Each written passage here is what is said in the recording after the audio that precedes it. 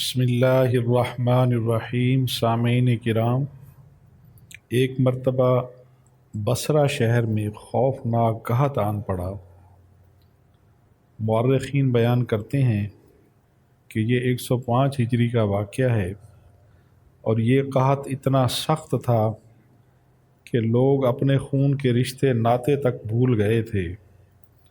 اولاد ماں باپ پر بوجھ بن گئی تھی، اور ماں باپ اولاد پر بوجھ بن گئے تھے۔ عجیب نفسا نفسی کا دور تھا۔ یوں محسوس ہوتا تھا کہ قیامت صغریٰ قائم ہو گئی ہے۔ اسی قیامت صغریٰ میں ایک چھوٹے سے خاندان پر بھی بہت بڑی قیامت بیت گئی۔ اس خاندان میں 4 بہنیں تھیں۔ ماں باپ رخصت ہو گئے تھے۔ بظاہر اللہ کی ذات کے سوا کوئی نگران اور کفیل نہیں تھا۔ یہ چاروں بہنیں مل کر محنت مزدوری کرتی تھیں۔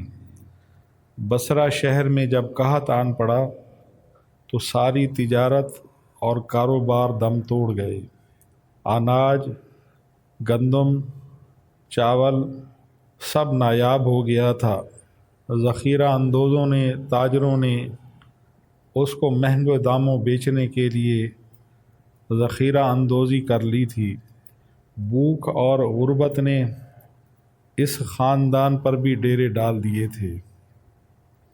نوعمر لڑکیوں نے 2-3 دن تو فاقے برداشت کر لیے، مگر اب کوئی بھیک دینے تک کے لیے بھی تیار نہیں تھا، اور بھیک بھی کوئی کیسے دیتا کہ دینے والے کے پاس خود کچھ نہیں تھا۔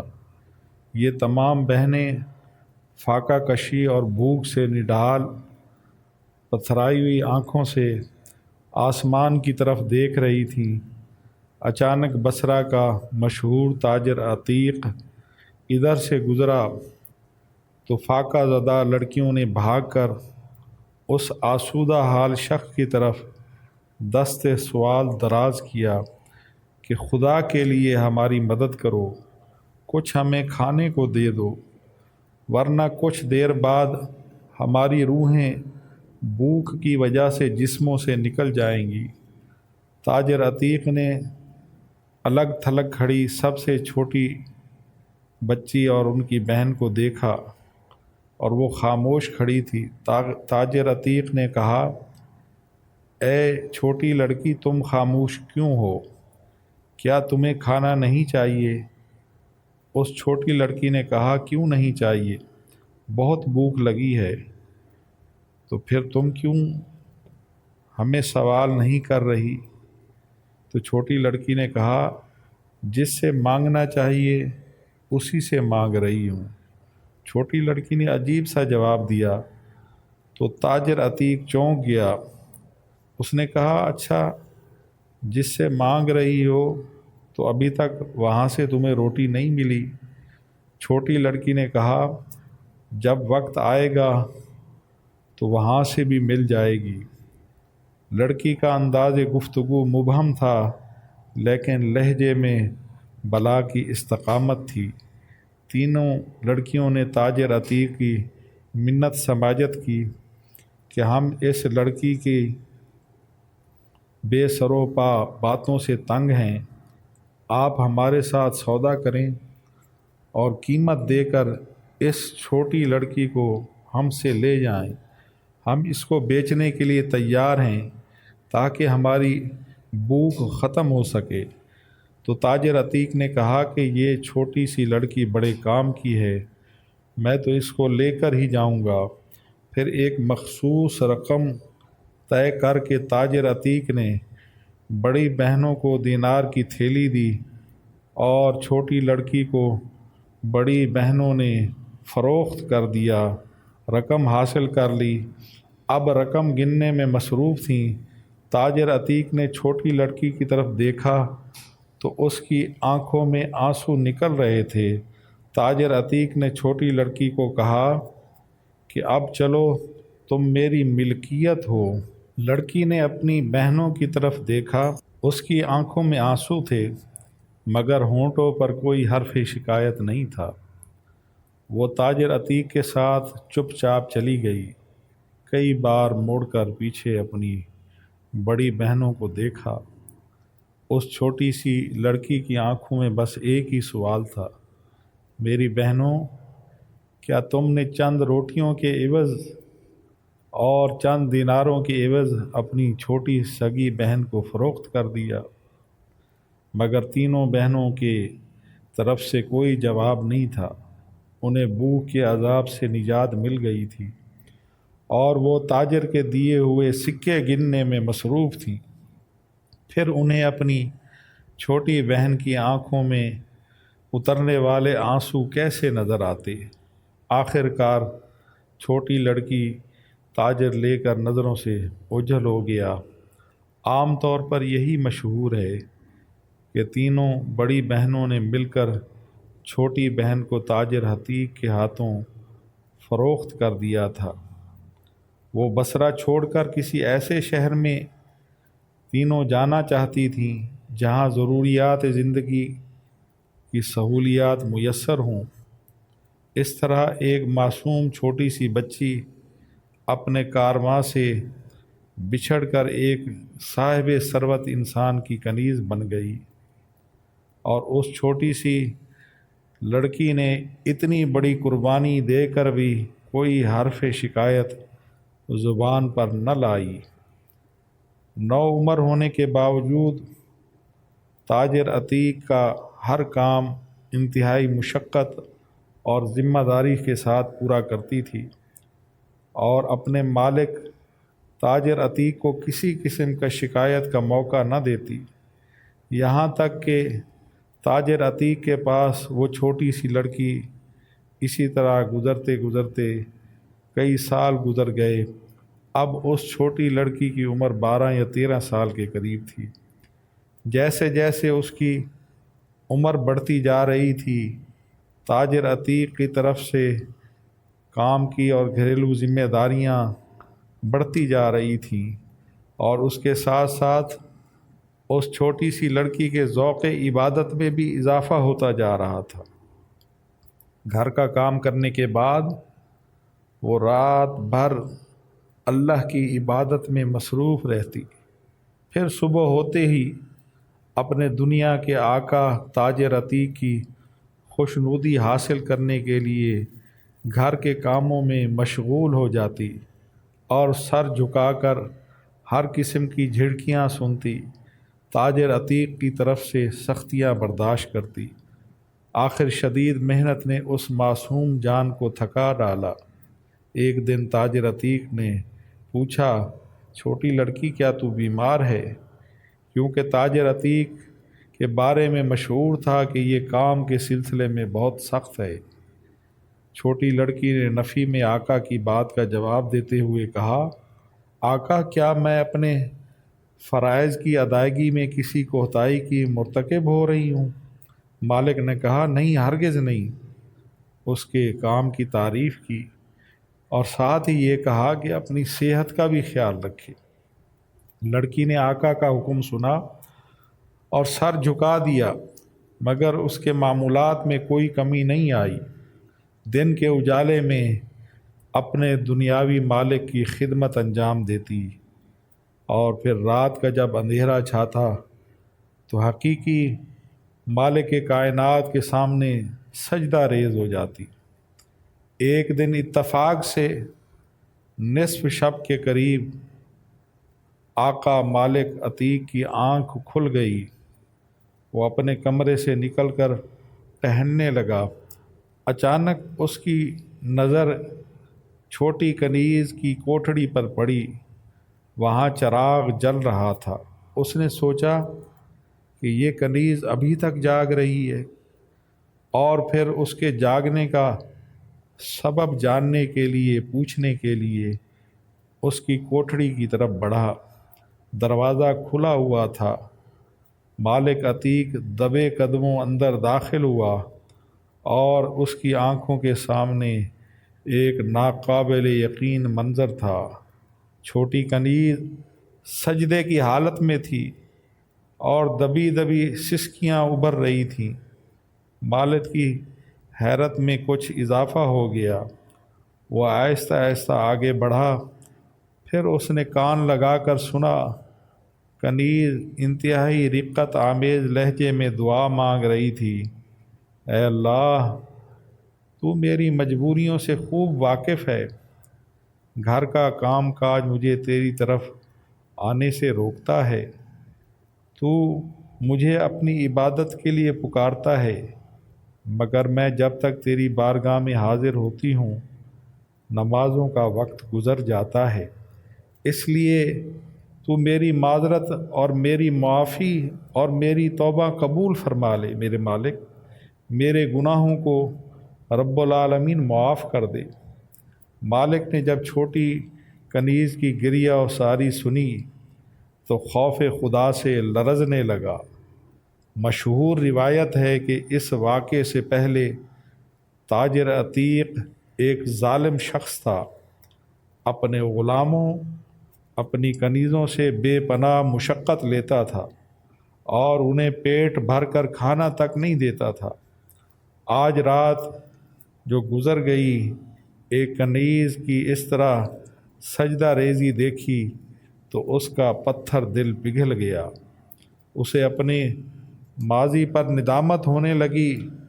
الٹے قدموں واپس چلا آیا اور رات کا باقی حصہ جاگ کر گزار دیا۔ پھر صبح ہوتے ہی کنیز کی کوٹھڑی میں پہنچا اور کہنے لگا کہ اے چھوٹی کنیز، اے چھوٹی لڑکی، جاؤ، آج سے تم آزاد ہو، جہاں چاہو چلی جاؤ، میری طرف سے تمہیں آزادی حاصل ہے۔ کنیز نے حیران ہو کر کہا، آقا مالک، میں تمہاری دی ہوئی قیمت ادا نہیں کر سکتی۔ مالک آقا نے کہا کہ میں تم سے کوئی قیمت نہیں مانگتا، مگر ایک چیز کا سوال کرتا ہوں۔ تاجر عتیق کے لہجے میں عاجزی کا اظہار ہو رہا تھا۔ میری طرف سے کی ہوئی تمام زیادتیوں کا اور بے رحمیوں کا، ظلم کا، اس ذات کے صدقے تو مجھے معاف کر دو جس ذات کی تم راتوں کو تنہائی میں چھپ کر عبادت کرتی ہو۔ تو چھوٹی کنیز نے کہا کہ میرے مالک، میں نے تمہیں معاف کیا اور میرا اللہ بھی تمہیں معاف کرے۔ یہ معصوم اور یتیم بچی، شب بیدار بچی، چھوٹی کنیز مشہور عارفہ صادقہ حضرت رابعہ بصری رحمۃ اللہ علیہا تھیں۔ جی ہاں، یہ چھوٹی کنیز آگے چل کر اپنے وقت کی مشہور عارفہ عابدہ حضرت رابعہ بصری کے نام سے مشہور و معروف ہوئیں۔ مورخین بیان کرتے ہیں بصرہ میں آپ کے والد یعنی حضرت رابعہ بصری کے والد حضرت اسماعیل رحمۃ اللہ علیہ رہائش پذیر تھے۔ آپ ایک عابد و زاہد شخص تھے، لیکن ان کی مالی حالت انتہائی شکستہ تھی، مگر اپنی فطرت اور قناعت کے سبب کبھی کسی کے سامنے دست سوال بلند نہیں کیا۔ حضرت شیخ اسماعیل کی 3 بیٹیاں تھیں۔ جس رات چوتھی بیٹی حضرت رابعہ بصری رحمۃ اللہ علیہا پیدا ہوئیں، حضرت شیخ اسماعیل کی بے سر و سامانی کا یہ عالم تھا کہ چراغ جلانے کے لیے گھر میں تیل تک نہیں تھا۔ حضرت رابعہ بصری کی والدہ نے شوہر سے کہا کہ وہ کسی پڑوسی سے کچھ پیسے قرض ہی لے لیں۔ حضرت شیخ اسماعیل نے اپنی ذات کے لیے کبھی کسی کے سامنے ہاتھ نہیں پھیلایا تھا، مگر جب شریک حیات نے بار بار کہا تو آپ رات کی تاریکی میں گھر سے نکل کھڑے ہوئے اور پڑوسی کے دروازے پر پہنچ کر دستک دی۔ ان کا پڑوسی گہری نیند میں سویا ہوا تھا، اس لیے اس نے دستک کی آواز نہیں سنی۔ حضرت شیخ اسماعیل کچھ دیر تک دروازہ کھلنے کے انتظار میں کھڑے رہے، مگر جب پڑوسی کے قدموں کی چاپ نہیں سنائی دی تو آپ خاموشی کے ساتھ لوٹ آئے۔ حضرت رابعہ بصری کی والدہ نے اپنے شوہر کو خالی ہاتھ آتے دیکھا تو پریشان لہجے میں کہا، کیا پڑوسی نے مدد کرنے سے انکار کر دیا؟ حضرت شیخ اسماعیل نے افسردہ لہجے میں فرمایا، کہاں کی مدد، اس نے تو دروازہ تک نہیں کھولا۔ بڑی حیرت کی بات ہے، حضرت رابعہ بصری کی والدہ نے اس طرح کہا جیسے انہیں اپنے شوہر کی بات پر یقین نہ آیا ہو۔ حضرت شیخ اسماعیل نے اپنی زوجہ کو فرمایا کہ آپ کو حیرت کیوں ہے؟ سن لیں، جو لوگ اپنے رب کا دروازہ چھوڑ کر دوسرے دروازے پر دستک دیتے ہیں ان کا یہی حال ہوتا ہے۔ یہ کہہ کر آپ اپنے کمرے میں چلے گئے۔ حضرت شیخ اسماعیل بہت دیر تک بستر پر لیٹے ہوئے کروٹیں بدلتے رہے۔ آپ کو اپنے پڑوسی کے اس رویے پر بہت دکھ ہوا تھا۔ اس کے ساتھ ہی اس بات کا بھی قلق تھا کہ آپ اس کے دروازے پر کیوں گئے۔ یہ ذہنی کشمکش بہت دیر تک جاری و ساری رہی۔ پھر اسی عالم میں آپ کو نیند آ گئی۔ حضرت شیخ اسماعیل نے اپنے خواب میں حضور اکرم صلی اللہ علیہ وآلہ وسلم کو دیکھا، حضور کی زیارت کی۔ رسالت مآب صلی اللہ علیہ وآلہ وسلم نے فرمایا، اے شیخ اسماعیل، اپنی بے سر و سامانی کا غم نہ کرو۔ تیری یہ بچی اپنے وقت کی بہت بڑی عارفہ ہوگی اور اس کی دعاؤں سے میری امت کے بہت سے افراد بخشے جائیں گے۔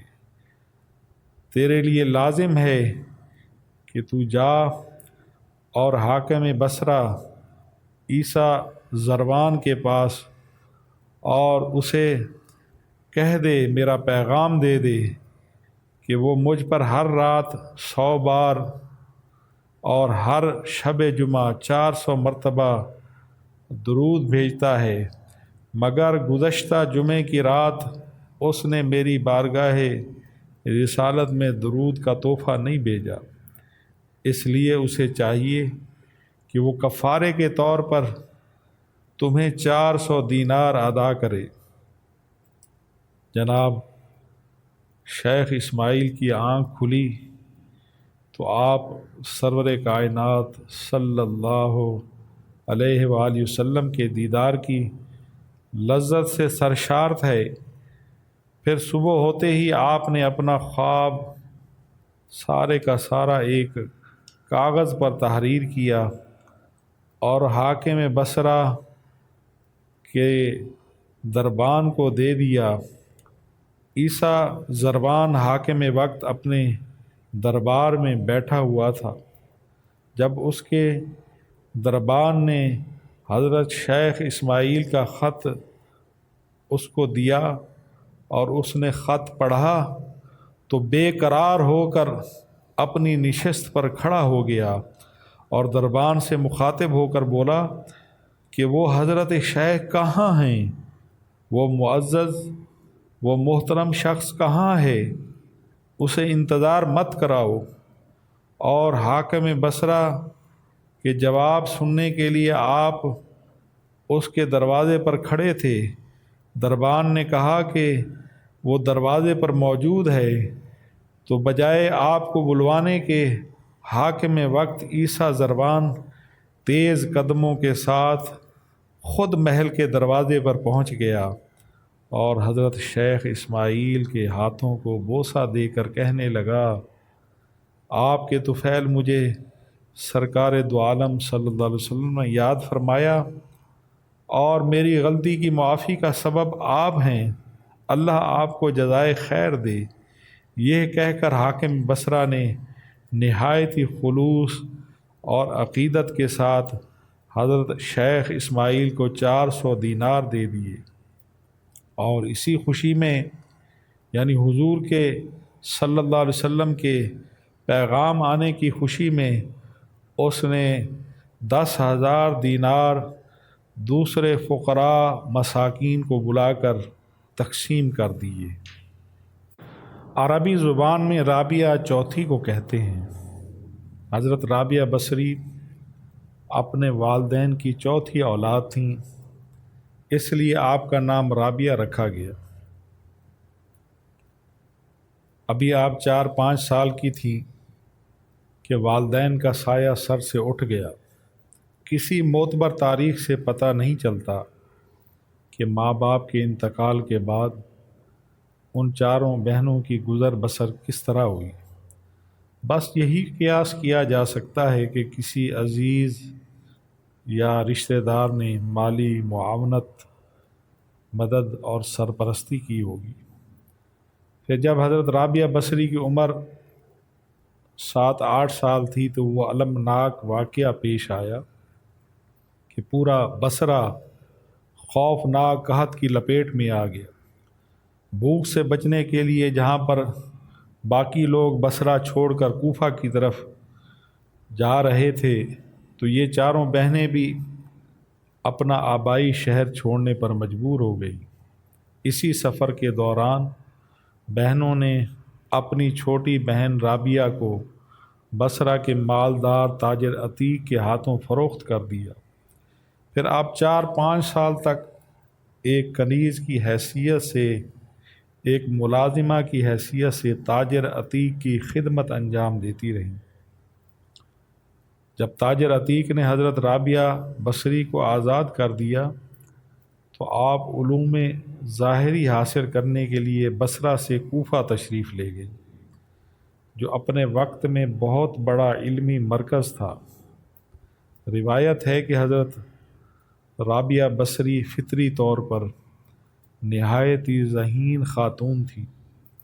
نتیجتاً آپ نے بہت کم مدت میں قرآن پاک حفظ کر لیا، اور اکثر روایتوں سے پتہ چلتا ہے کہ حضرت رابعہ بصری نے فقہ، حدیث اور دیگر فنون میں مہارت حاصل کی، اور ان علوم میں اس قدر مہارت حاصل کر لی تھی کہ جب آپ وعظ فرماتی تھیں، جب آپ بیان اور خطاب فرماتی تھیں تو بڑے بڑے محدث اور بڑے بڑے فقیہہ اور بزرگ حیران رہ جاتے تھے۔ کسی معتبر تاریخ سے یہ نہیں پتہ چلتا کہ حدیث اور فقہ میں آپ کے اساتذہ کون تھے، پھر بھی یہ امر طے شدہ ہے کہ حضرت رابعہ بصری کی بارگاہ معرفت میں بڑے بڑے بزرگان دین نہایت ہی نیاز مندی سے اور عاجزی سے حاضر ہوا کرتے تھے، اور ان بزرگوں میں سر فہرست حضرت امام سفیان ثوری رحمۃ اللہ علیہ ہیں، جو حضرت امام ابو حنیفہ امام اعظم کے ہم عصر تھے، اور جنہیں علماء کی زبان میں امیر المومنین فی الحدیث کے نام سے اور لقب سے یاد کیا جاتا ہے۔ مشہور بزرگ حضرت مالک بن دینار رحمۃ اللہ علیہ کے بارے میں بھی کہا جاتا ہے کہ وہ بھی حضرت رابعہ بصری سے نہایت ہی عقیدت رکھتے تھے۔ حضرت رابعہ بصری نے بچپن سے جوانی تک رنج و الم، آفات اور مصیبتوں کے سوا کچھ نہیں دیکھا تھا۔ 4-5 سال کی عمر میں آپ کو فروخت کر دیا گیا، اور پھر نہایت ہی پرہیزگار محبت کرنے والے ماں باپ اس دنیا سے رخصت ہو گئے۔ 8-9 سال کی عمر کو پہنچی تو بہنوں نے آپ کو فروخت کر دیا، آپ ان سے جدا ہو گئیں۔ اہل نظر اندازہ کر سکتے ہیں کہ ایک کم سن بچی کے دل و دماغ میں ان جان لیوا حادثات کا کیا تاثر قبول کیا ہوگا کہ جب اپنے کاروان محبت سے بچھڑی ہوئی وہ بچی ہوش اور ابتدائی منزلوں سے گزر رہی تھی تو ایک بے رحم ہاتھ نے اسے غلامی کی زنجیریں پہنا دی۔ باپ سے ضدیں اور فرمائشیں کرنے کے دن تھے، بہنوں کے ساتھ کھیلنے اور شرارتوں کے دن تھے، اور سب سے بڑھ کر ماں کی آغوش محبت میں سونے کی راتیں ایک بچے کا یہی تو سرمایہ ہوتا ہے۔ مگر وقت نے حضرت رابعہ بصری سے ساری خوشیاں اور سارے خواب چھین لیے۔ گرمی کے تپتے ہوئے دنوں میں حضرت رابعہ بصری اپنے مالک کے لیے دریا سے پانی بھر بھر کر لاتی تھیں، یہاں تک کہ آپ کا جسم مبارک پانی سے شرابور ہوتا۔ جب سردیوں کی طویل راتیں آتیں تو حضرت رابعہ بصری یخ بستہ موسم میں بھی اپنے آقا اپنے مالک کی خدمت میں دست بستہ کھڑی رہتی۔ اولیاء کرام نے جو ریاستیں جوانی کے عالم میں اپنی خوشی اور رغبت سے کی تھیں، وہی ریاستیں حضرت رابعہ بصری نے اپنے عالم طفلی میں جبر و ستم کی زنجیروں میں جکڑے ہوئے کی۔ فطری بات یہ ہے کہ محنت اور مشقت سے چور ہونے کے بعد ایک کم سن لڑکی آرام دہ بستر تلاش کرتی ہے، مگر ہم دیکھتے ہیں کہ حضرت رابعہ بصری نصف شب کے سناٹے میں بھی اپنے خالق کے آگے سجدہ ریز ہوتی ہیں اور بارگاہ ذوالجلال میں عذر پیش کرتی ہیں کہ اے دنیا بنانے والے، میرے راستے سے تمام رکاوٹیں دور کر دے تاکہ میں تیری بارگاہ ربوبیت میں جو دیر سے پہنچتی ہوں وقت پر پہنچ جاؤں۔ یہی وہ ریاضت تھی جس کی بنیاد پر آپ کو اللہ پاک نے ولایت جیسے مرتبے سے سرفراز فرمایا۔ یہی وہ ریاضت ہے جو تصوف کی بنیاد ہوتی ہے، اور یہی محبت صوفیہ کی پہچان ہوتی ہے۔ حضرت رابعہ بصری کو کثرت رنج و الم، حزن و ملال نے دنیا اور اس کی دل فریبیوں سے بیگانہ کر دیا تھا۔ پھر اسی جذبہ بیگانگی نے بے نیازی کی شکل اختیار کر لی۔ حضرت رابعہ بصری نے دنیا اور اہل دنیا کی نفی کر دی۔ دنیا کی نفی کے بعد ایک ہی صورت باقی رہ جاتی ہے کہ انسان اپنے آپ کو دنیا بنانے والے خالق و مالک کی یاد میں گم کر دے۔ حضرت رابعہ بصری نے بھی ایسا ہی کیا۔ جب سارے رشتے ناپائیدار ثابت ہوئے تو آپ نے خالق کائنات، مالک کائنات سے اپنا رشتہ جوڑ لیا۔ یہ رشتہ تو ازل سے ہوتا ہے اور ابد تک رہتا ہے۔ ایک مفکر اپنے خالق کے وجود سے انکار کر سکتا ہے مگر اس کی بندگی کے دائرے سے خارج نہیں ہوتا۔ اقرار کے بعد انسان کی بندگی مستند اور معتبر ہو جاتی ہے۔ انکار کی صورت میں بھی وہ اللہ کا ہی بندہ رہتا ہے، مگر اپنی سرکشی اور بے راہ روی کے باعث راندہ درگاہ کہلاتا ہے، ٹھکرایا ہوا کہلاتا ہے، نکالا ہوا کہلاتا ہے۔ حضرت رابعہ بصری بھی روز اول سے اپنے خالق کی وحدانیت اور کبریائی کا اقرار کر رہی تھی۔ ہو سکتا تھا کہ وہ شدید اور طویل آزمائشوں کے وقت اپنے راستے سے ہٹ جاتی، مگر حق تعالیٰ نے ہر قدم پر حضرت رابعہ بصری کی رہنمائی کی۔ پھر جب وہ آفات اور مصائب کے دریا کو پار کر کے ساحل موراد تک پہنچیں تو انہوں نے بے اختیار خاک پر سر رکھ کر کہا، یا رب العالمین، بس تو ہی ہے اور تیرے سوا کوئی نہیں ہے۔ حضرت رابعہ بصری کے مسلک کی بنیاد عشق الہی پر ہے۔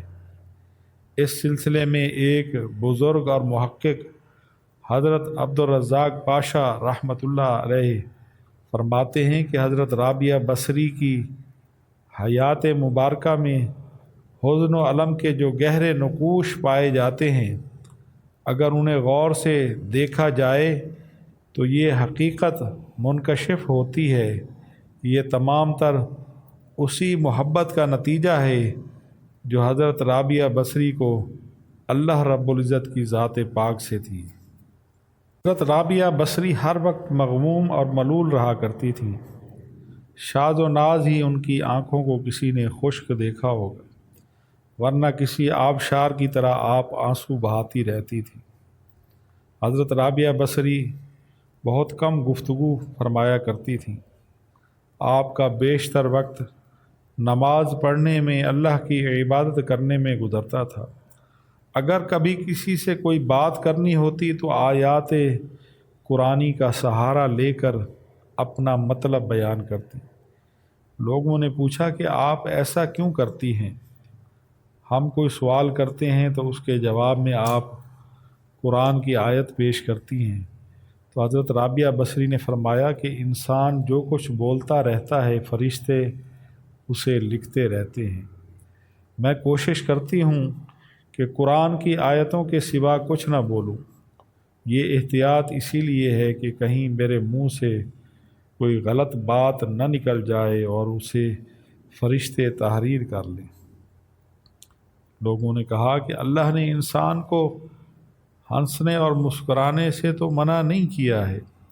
حضرت رابعہ بصری نے فرمایا کہ بے شک اس نے منع نہیں فرمایا ہے، لیکن مجھے اس کام کے لیے یعنی ہنسنے کے لیے فرصت ہی نہیں ہے۔ لوگوں نے تعجب سے کہا کیا ہنسنے کے لیے بھی فرصت درکار ہوتی ہے؟ حضرت رابعہ بصری نے فرمایا ہاں، دنیا میں وہی شخص ہنستا ہے جسے اطمینان قلب حاصل ہو، اور میں ابھی تک اس نعمت سے محروم ہوں۔ حاضرین مجلس نے آپ کے اس قول مبارک کی وضاحت چاہی تو حضرت رابعہ بصری نے فرمایا میں نے محبت کے لیے صرف ایک ہی ہستی کا انتخاب کیا ہے، اور وہ ہستی اللہ پاک کی ذات پاک ہے، اور میں اس سے خوف سے روتی رہتی ہوں کہیں میری زندگی بھر کی محنت اکارت نہ ہو جائے کہ مرتے وقت رب کائنات کی طرف سے کہا جائے کہ تو ہمارے لائق نہیں ہے۔ ایک دفعہ کا مشہور واقعہ ہے کہ ایک بار حضرت رابعہ بصری کے ہاں 4-5 مہمان درویش حاضر خدمت ہوئے۔ اتفاق سے وہ کھانے کا وقت تھا۔ حضرت رابعہ بصری نے اپنی خادمہ کو الگ بلا کر پوچھا مہمانوں کے لیے تواضع کے لیے گھر میں کچھ کھانے کو ہے؟ تو خادمہ نے بتایا کہ صرف ایک روٹی موجود ہے۔ حضرت رابعہ بصری نے فرمایا ایک روٹی سے کیا ہوگا، مہمانوں کے حصے میں ایک ایک ٹکڑا ہی آئے گا۔ یہ کہہ کر آپ مہمان درویشوں کے پاس تشریف لے آئیں۔ ابھی تھوڑی ہی دیر گزری تھی کہ ایک سوالی نے در پر صدا دی۔ حضرت رابعہ بصری نے فرمایا اپنی خادمہ کو کہ جاؤ ہمارے دروازے پر ایک ضرورت مند کھڑا ہوا ہے اور وہ روٹی اس ضرورت مند کو دے دو۔ خادمہ نے آپ کے حکم کی تعمیل کی اور حضرت رابعہ بصری مہمان درویشوں کے ساتھ مصروف گفتگو ہو گئیں۔ کچھ دیر بعد خادمہ حاضر ہوئی۔ اس نے عرض کیا کہ ہمارے دروازے پر ایک شخص کھانا لے کر آیا ہے۔ حضرت رابعہ بصری نے اپنی خادمہ سے پوچھا کہ کتنی روٹیاں ہیں؟ جب خادمہ نے بتایا کہ 2 روٹیاں ہیں تو آپ نے فرمایا کہ وہ کھانا اسے واپس کر دو، وہ شخص غلطی سے ہمارے گھر آ گیا ہے، وہ ہمارا کھانا نہیں ہے۔ خادمہ نے روٹیاں واپس کر دیں۔ تھوڑی دیر بعد خادمہ نے پھر اطلاع دی کہ ایک اور شخص آیا ہے۔ تو حضرت رابعہ بصری نے پوچھا کہ وہ کیا لایا ہے؟ تو خادمہ نے کہا کہ وہ بھی کھانے میں 5 روٹیاں لایا ہے۔ تو حضرت رابعہ بصری نے فرمایا کہ اس بار بھی کھانا لانے والے سے غلطی ہو گئی، اس سے کہہ دو کہ یہ ہمارا کھانا نہیں ہے۔ تیسری بار ایک اور شخص کھانا لے کر آیا اور اس نے آ کر دروازے پر دستک دی۔ آپ کی خادمہ نے جا کر دروازہ کھولا اور پھر آ کر آپ کو بتایا کہ اب جو شخص کھانا لے کر آیا ہے، اس کھانے میں 11 روٹیاں ہیں۔ تو حضرت رابعہ بصری نے مسرت بھرے لہجے میں فرمایا، ہاں یہ لے لو، یہ ہمارا ہی کھانا ہے، اسے قبول کر لو۔ خادمہ نے کھانا لا کر درویش مہمانوں کے سامنے سجا دیا۔ جب سارے درویش کھانا کھا چکے تو ایک درویش نے کہا کہ 3 مختلف لوگ آئے، 2 افراد کو آپ نے واپس کر دیا، مگر تیسرے فرد کا لایا ہوا کھانا قبول کر لیا، آخر یہ کیا راز ہے؟ تو حضرت رابعہ بصری نے وضاحت فرمائی اور درویشوں سے مخاطب ہوتے ہوئے فرمایا کہ حق تعالی فرماتا ہے کہ دنیا میں ایک کے بدلے 10 اور آخرت میں 70 عطا کروں گا۔ بس اسی حساب کتاب کی بنیاد پر میں نے 2 آدمیوں کو واپس لوٹا دیا اور ایک شخص کا کھانا قبول کر لیا۔ میں نے اللہ کی راہ میں سوالی کو 1 روٹی دی تھی اور اس رزاق عالم نے مجھے 1 روٹی کے بدلے میں 10 روٹیاں بھی عطا فرمائیں، اور 10 روٹیوں کے ساتھ وہ روٹی جو میں نے سوالی کو دی تھی، اللہ رب العزت نے وہ روٹی بھی مجھے واپس عطا فرما دی۔ حضرت رابعہ بصری کی صبر و قناعت اور اللہ پر توکل دیکھ کر تمام درویش حیرت زدہ رہ گئے۔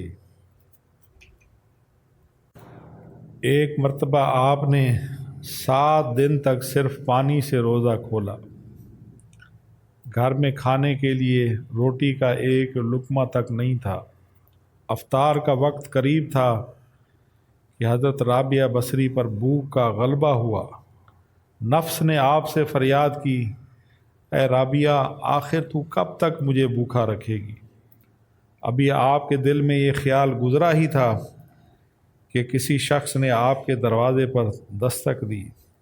آپ باہر تشریف لائیں تو آپ کا ایک عقیدت مند اور نیاز مند کھانا لیے کھڑا تھا۔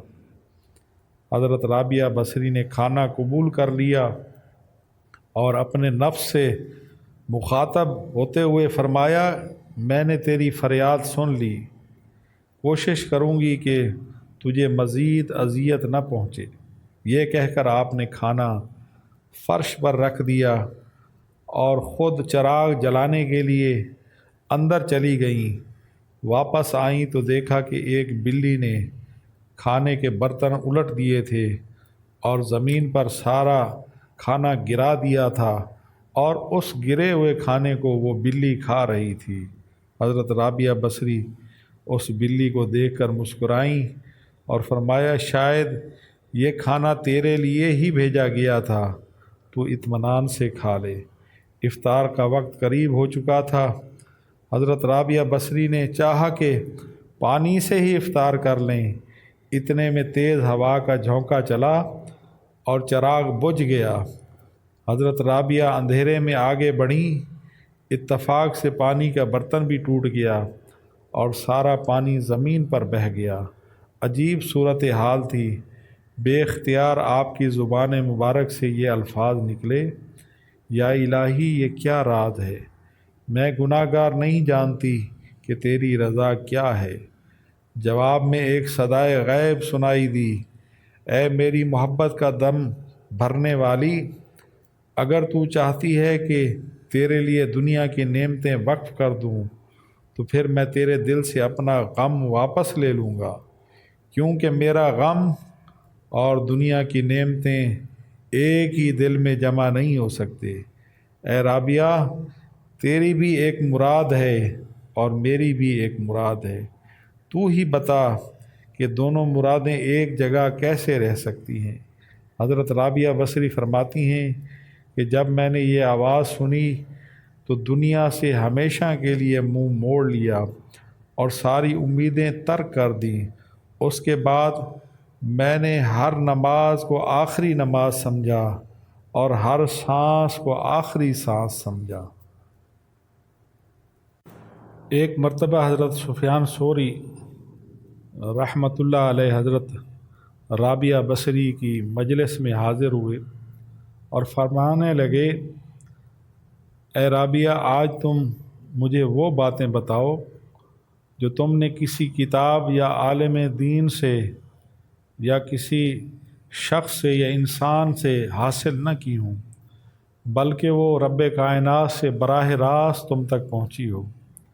تو حضرت رابعہ بصری کچھ دیر تک خاموشی سے غور کرتی رہیں، اور پھر آپ نے امام وقت کو مخاطب کرتے ہوئے فرمایا، ایک بار میں نے اپنی ضرورت کی چیزیں خریدنے کے لیے ہاتھ سے بٹی ہوئی چند رسیاں فروخت کیں۔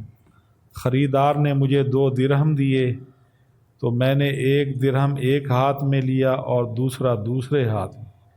مجھے ڈر تھا ایک ہی ہاتھ میں وہ دونوں درہم لینے سے کہیں میں گمراہ نہ ہو جاؤں۔ اس بات سے حضرت رابعہ بصری کا اشارہ کثرت مال کی طرف تھا کہ کثرت مال انسان کو فتنہ اور فساد میں مبتلا کر دیتا ہے۔ ایک بار آپ نے کسی شخص کو چند دینار دے کر فرمایا کہ میرے لیے بازار سے جا کر کمبل خرید لاؤ۔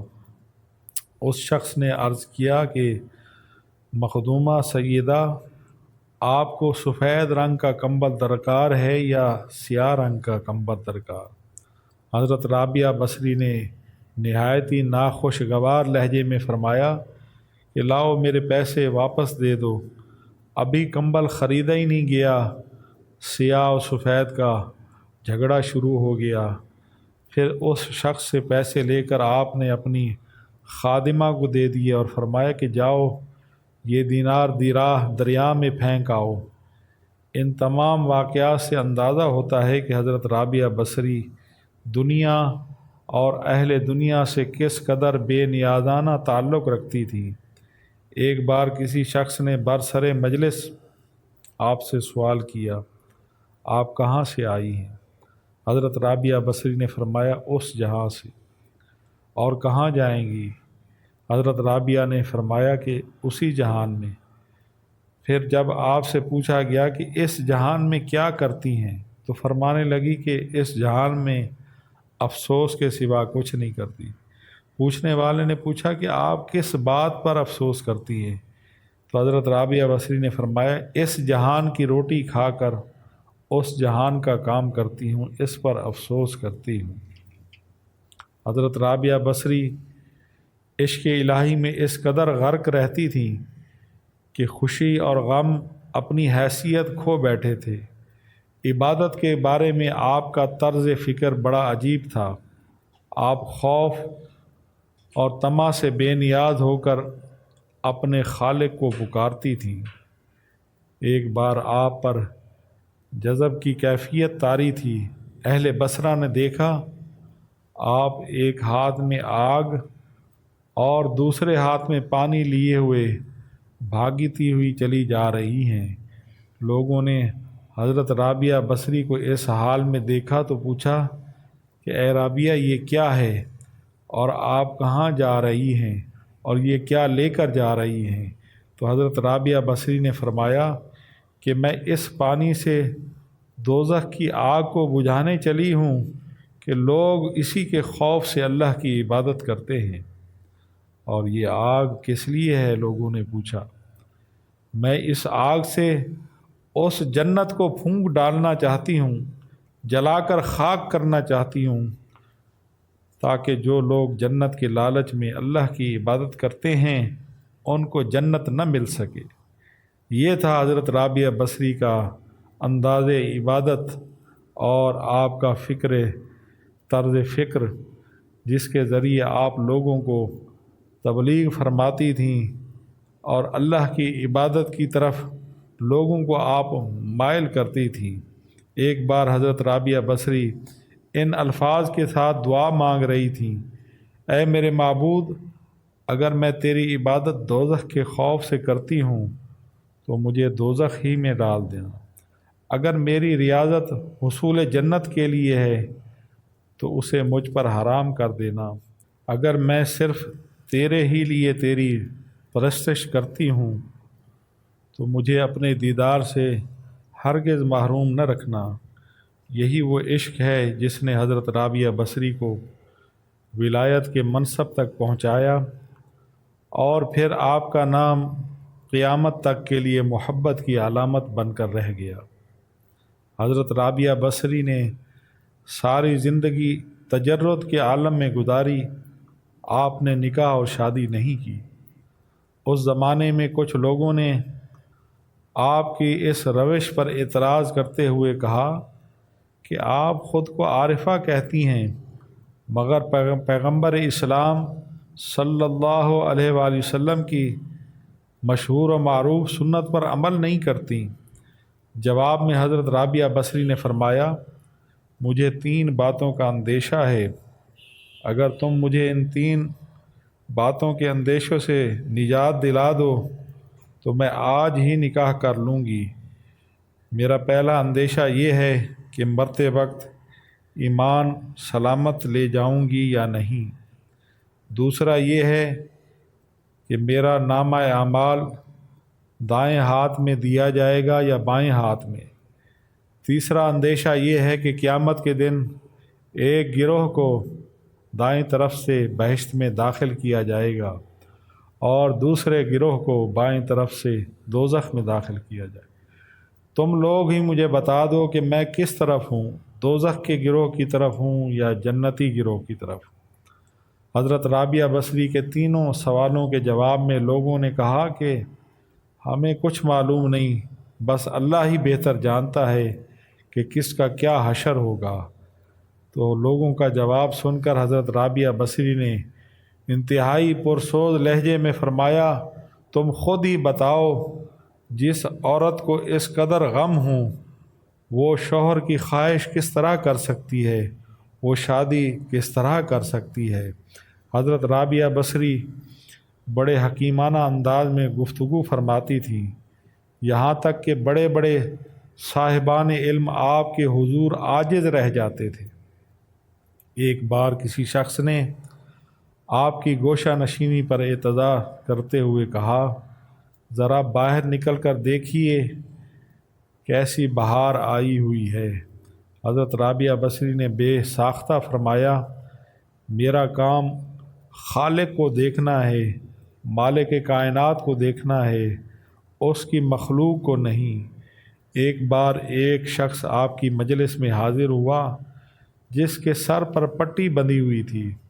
آپ نے سبب پوچھا تو اس نے بتایا کہ آج میرے سر میں درد ہے۔ حضرت رابعہ بصری نے دوبارہ پوچھا کہ تمہاری عمر کیا ہے؟ جواب میں اس شخص نے کہا کہ 30 سال ہے۔ حضرت رابعہ بصری نے تیسرا سوال کیا کہ اس عرصے میں بیمار رہے ہو یا تندرست رہے ہو؟ تو اس شخص نے کہا کہ اس دوران میں کبھی بیمار نہیں ہوا۔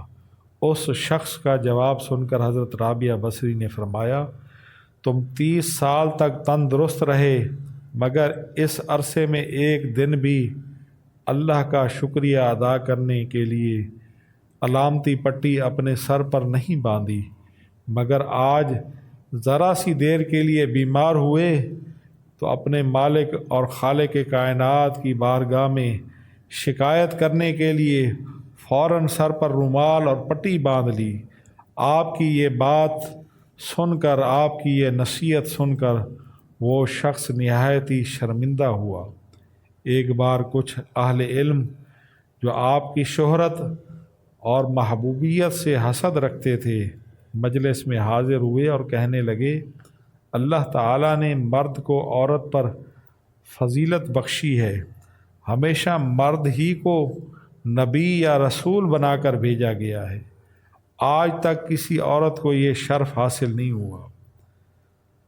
ان لوگوں کی بات سن کر حضرت رابعہ بصری نے فرمایا، بے شک اللہ کا نظام یہی ہے، مگر ایک بات میری غور سے سن لو کہ مردوں نے ہی خدا ہونے کا دعویٰ کیا ہے، کسی عورت نے آج تک خدا ہونے کا دعویٰ نہیں کیا، نہ ہی یہ کہا ہے کہ تمہارا بڑا رب میں ہوں۔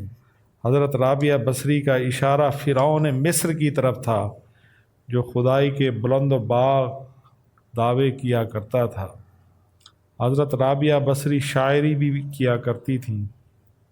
آپ کا سارا کلام कैफियत इश्क से मामूर था। एक मकाम पर फरमाती हैं कि ए नफ्स, तूने अपने अल्लाह से मोहब्बत का दावा किया हालांकि उसकी नाफरमानी में लगा रहता है, इससे बढ़कर और अजीब बात क्या हो सकती है। एक और मकाम पर फरमाती हैं कि मैं तुझसे मोहब्बत करती हूँ। दो तरह की मोहब्बत, एक मोहब्बत है आरज़ू और तमन्ना की, और दूसरी मोहब्बत है सिर्फ़ तेरी ज़ात की। मेरी वो मोहब्बत जो आरज़ू और तमन्ना से लबरेज़ है वो कोई अहमियत नहीं रखती, मगर वो मोहब्बत जो सिर्फ़ तेरी ज़ात से है, उसी मोहब्बत का वास्ता अपने हिजाब को दूर कर दे ताकि मेरी आँखें तेरा जलवा देख सकें।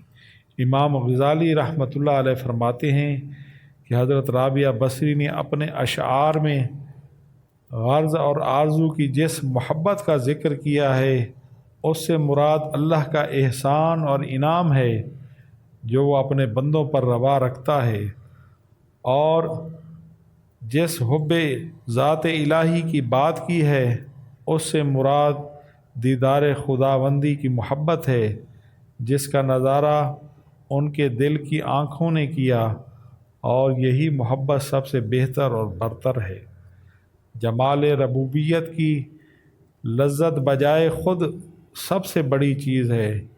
इसके मुताल्लिक़ हदीस कुदसी में वारिद हुआ है, अल्लाह तबारक व तआला फरमाता है कि मैं अपने साले बंदों को वो चीज़ देता हूँ जिसे आम आँख देख नहीं सकती, ना आम कान सुन सकते हैं, और ना किसी इंसान के दिल में उसका ख़्याल गुज़र सकता है। मोहब्बत का ये आबशार 88 बरस तक जारी रहा। हज़रत राबिया बसरी 185 हिजरी में इस दुनिया से इस तरह रुखसत हुई जैसे बाद नसीम का कोई झोंका तेज़ी से गुज़र जाए।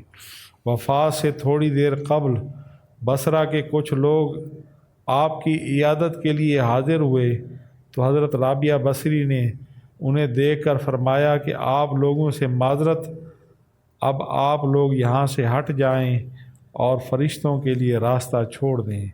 जब तमाम लोग बाहर चले गए तो आपने बिस्तर से उठकर दरवाज़ा बंद कर दिया। कुछ देर तक बातचीत करने की आवाज़ें आती रहीं। फिर जब लंबी खामोशी छा गई तो लोगों ने दरवाज़ा खोला तो हज़रत राबिया बसरी रहमतुल्लाह अलैहा दुनिया से रुखसत हो चुकी थी। लोगों ने अश्कबार आँखों से देखा कि मोहब्बत का नगमा सरमदी खामोश हो चुका था, मगर उसका सोज अहले दिल को आज भी उसी शिद्दत से महसूस होता है और क़यामत तक महसूस होता रहेगा। किसी ने क्या खूब कहा है, आगाह अपनी मौत से कोई बशर नहीं, सामा 100 बरस का है, पल की खबर नहीं।